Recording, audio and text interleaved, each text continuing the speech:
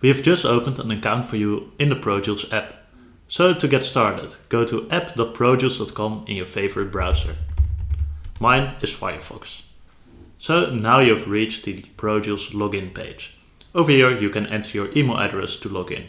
Instead of an email and a password, we will send you a link, and by clicking this link you will log in into your Projuice account. Mind that you need to click this link on all the devices you want to log in, so both your laptop, tablet and computer. You can reuse this link. My email address is luke@projuice.com. So soon I will receive an email with which I can log in. If you don't receive the email, please also check your spam inbox. It might be that it ends up there. Otherwise, please contact us and we'll help you log in. So we are now logged in into our Projuice account. So first you can actually bookmark this page to make it more convenient to log in into Projuice or to enter the Projuice app. I will do it over here with the star symbol. This page now seems pretty empty, but soon we will fill it up with all the crops we will create. But first, to get started, we'll click on the hamburger menu on the top right, and then we'll click on Profile. This is your profile page. Over here you can set your time zone, which is convenient for when receiving SMS messages, or your language. We have several languages available, but for now I will keep it on English. After that we can save and we are redirected back. Next in the hamburger menu we can see the variety profiles, but we will come back to that later.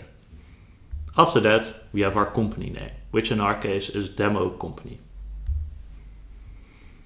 Over here you can enter all kind of data about your company, but the most important ones I will scroll down to. First, we have the admin, grower and grower assistant emails. Over here you can add email addresses or accounts for the different roles in your company. If you add a new email address, an account will automatically be created. If you are interested in knowing more about what certain roles entail, you can hover over this text and a tooltip will show up. And you will see this throughout the whole app. If a text is underlined, it means that there is a tooltip behind it and you can hover over it to access it. And finally, you can enter your outdoor light here. This is a multi-year average where each week represents a daily value that's averaged over the week. So for example, week 1 over here is 169 joules per day per centimeter squared, averaged over the whole week. You can enter these values yourself, or you can copy and paste them from Excel. And if you paste them, you can just paste them in the first cell and all the other cells will fill up.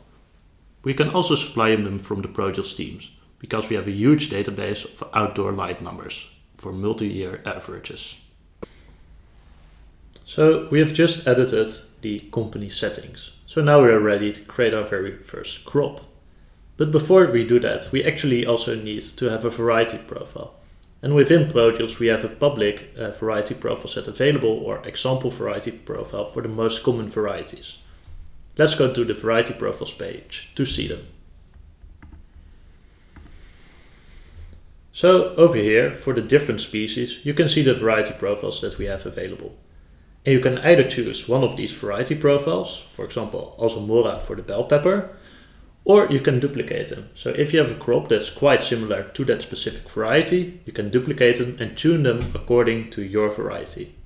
So let's scroll down to the tomatoes.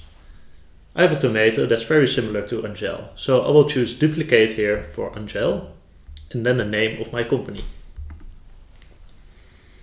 So over here there's a lot of information, so let's walk through it. Over here we can set the variety profile name, which is Angel because we duplicated it from Angel. We are going to change it according to our variety or our circumstances, so we'll call it Angel DC. And it's good to mention that these variety profiles are based on Dutch circumstances in greenhouses without additional lighting, so only natural outside light. Keep that in mind when tuning your variety profile. Here on the left, and I think one of the most important ones, is the light requirement. The amount of joules we need to make 1 gram of product. And mind, you already saw it popping up, this light requirement is underlined, which means there's a help text available. And this also holds for the other ones. Furthermore, we have the expected weight of the fruit, which is then used to calculate the growing degree days.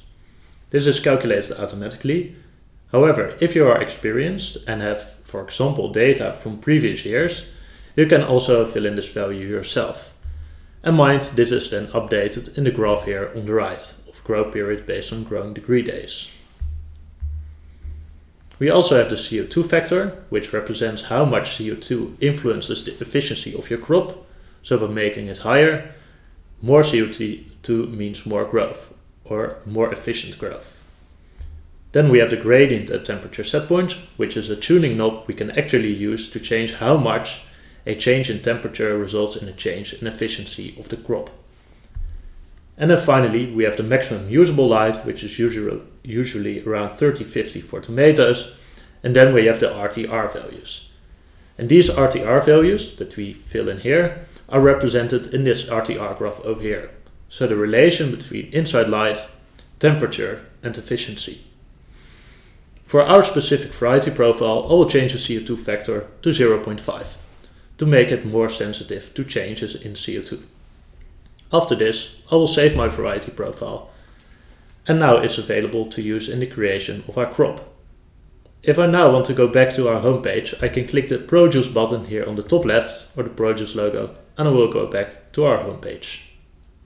So we just created our custom variety profile, and now we are ready to create our first new crop. To get started, we click on the New Crop button here on the top right. There are a lot of fields here, so let's walk through them. Here I can fill in the department name. For now, I will call it Department 1. Next, we can select a crop. Here we can select from bell pepper, aubergine, cucumber and tomato. I will keep it on tomato because we are growing tomatoes. Next, we can select the variety profile.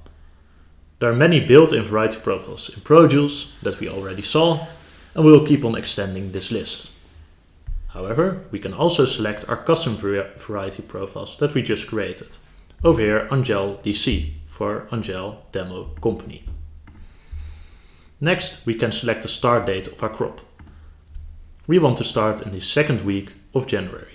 So in the date picker, I will go to the second week and select a Monday. And keep the duration on 52 weeks. On the bottom left, we can select some additional options. So we can select how we want to track our harvest in kilogram or pieces or both. If we want to use coating, we don't for our greenhouse here in the Netherlands. And if we want to calculate the growth period based on the temperature and the growing degree days. We will select this option because it will make the creation of our plan easier. Next, we can select the surface area of our greenhouse or department. I will keep it at 20,000 meters squared. Next, we can input the transmission. It's important to have an accurate value here, because this value determines the calculation from outside light to inside light. And based on that, we create a plan. So a more accurate value here means a more accurate plan. I will fill it in at 70, but if you have the possibility to measure the transmission in your greenhouse, please do so, because this will give a more accurate result. Next, we can select a crop loss, which I will for now keep at 5%, and we can select additional lighting.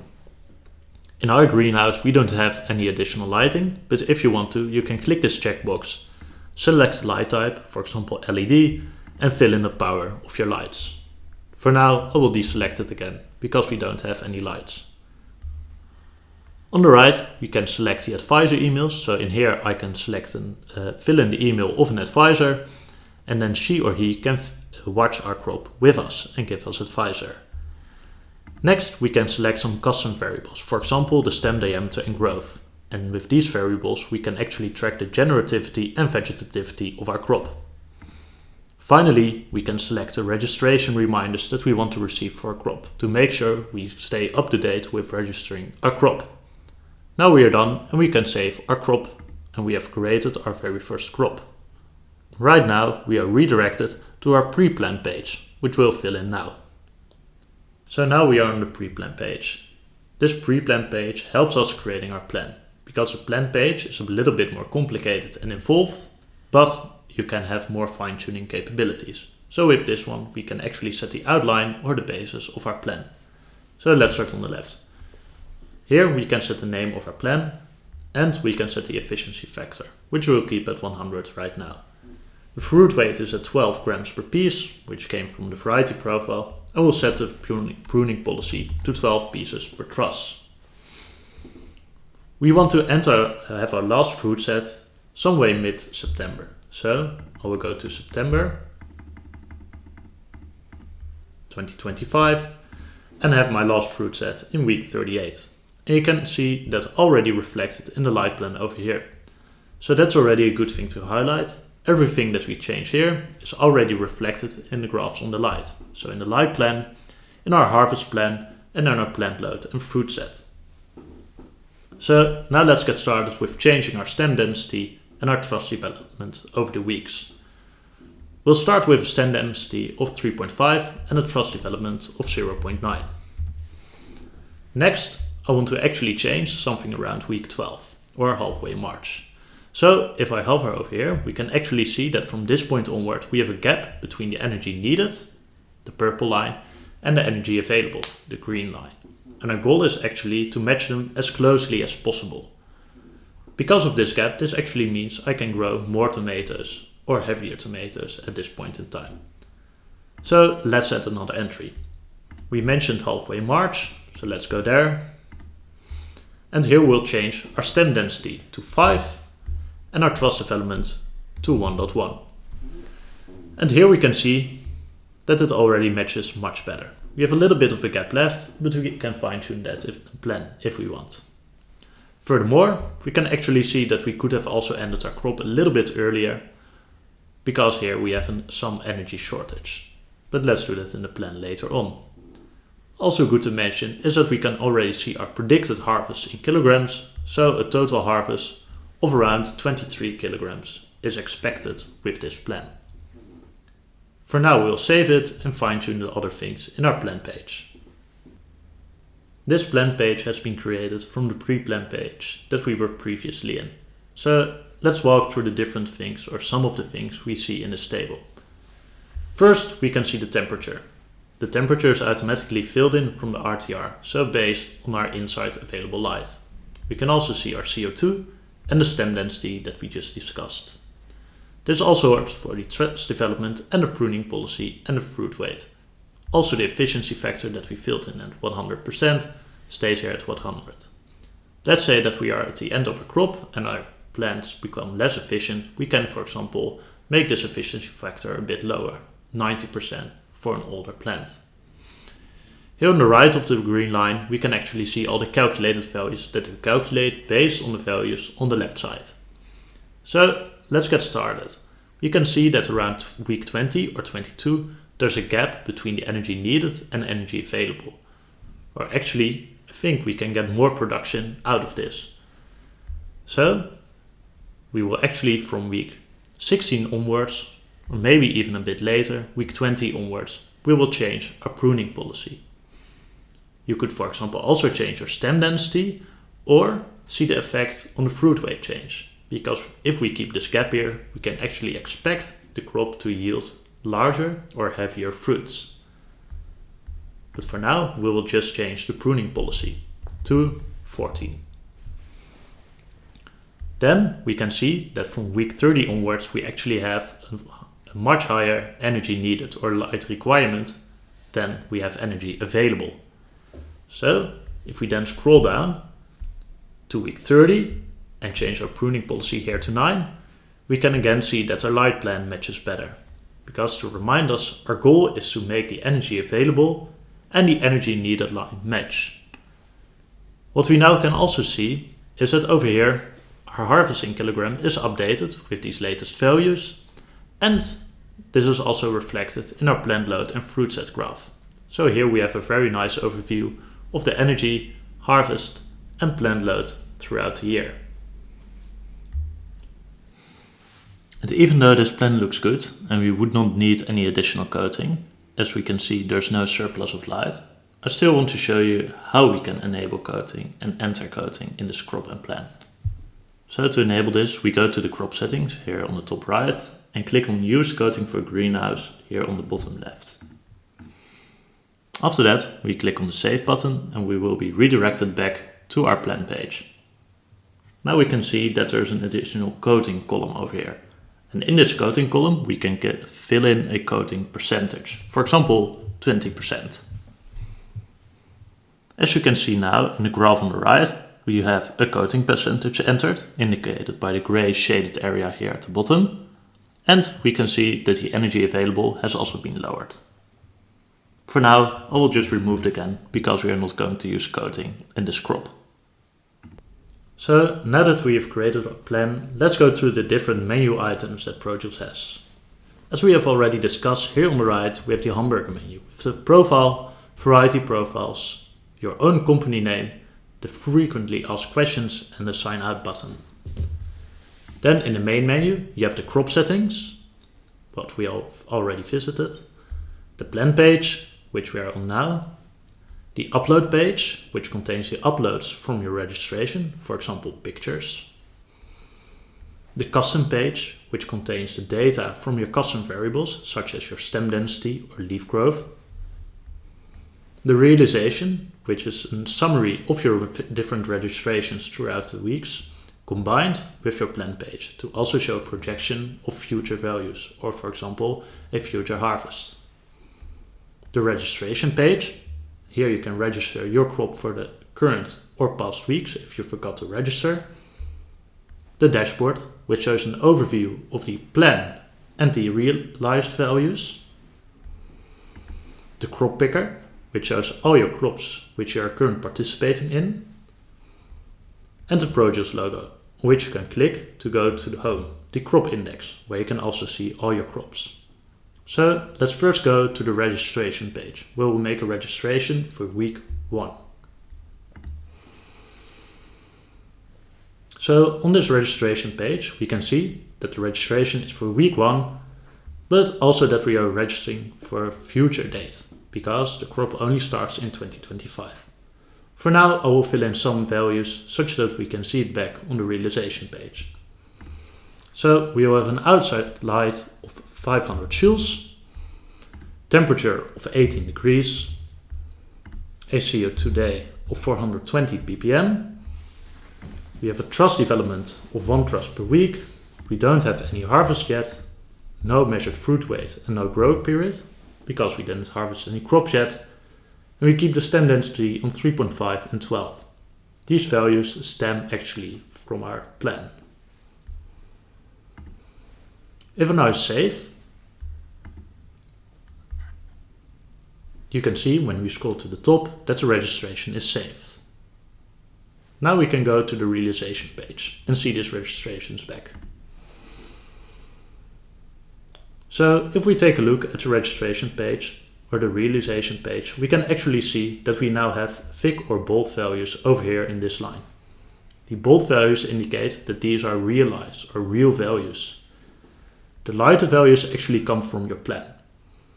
If we now also register, for example, for week 2, which you can do by clicking the week number here on the left, we can also see the graph update with realized values. So let's quickly do that. We have now an outside light of 600, a temperature of 18 again, same CO2 value, truss development 1 again, and we keep the stem density and pruning policy the same. If we now scroll up again and go to the realization, we can already see an updated graph. So here on the light plan realization, you see in thick the values that are realized, although it's a bit small, and we see in thin lines the plan values. Same holds for the plant load. So over here we can see in thick values our actual fruit set, and in light yellow the plant fruit set. If the graphs are a little small, you can also click on the plus sign next to the graphs to make them larger, to actually get a better overview of what we are seeing. And we can close them again by also clicking on this value. Finally, we can also go to the dashboard page, as previously mentioned. On the dashboard here, you can see both your light plan, planned and realized. So here at the bottom, we can see what we planned at the start of the season. Here on the top, it still looks very much the same, because we only registered 2 weeks up until now. But once you have done more registration, you can actually see the difference between your plan and your realization. The same holds for your harvest graph, which actually shows your planned, forecasted and calculated harvest, with the calculated harvest based on your fruit set. Here at the bottom you can compare the plant load and fruit set of the realized and the plan. This is a quick overview of ProJuice. Good luck with creating your first plan, and if you have any questions, please reach out to info@projuice.com. Have a nice day.